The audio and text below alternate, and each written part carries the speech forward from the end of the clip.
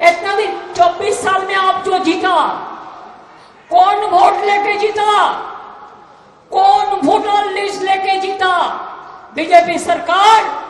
अगर ये लिस्ट झूठा है तो आपका सरकार भी झूठा है।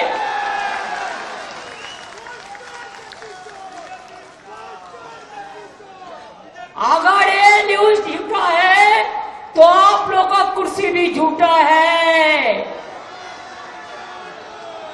करते लूट बोलते झूठ, करते लूट बोलते झूठ।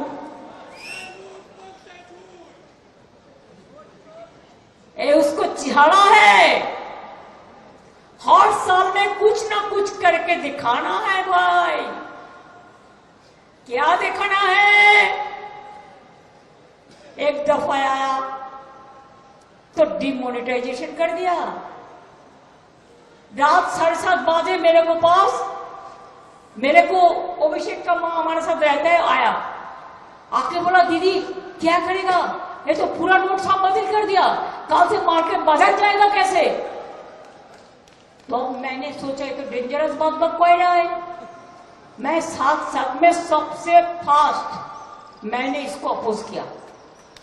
आप आज हमको बताइए क्या ब्लैक मनी इसमें वापस आया?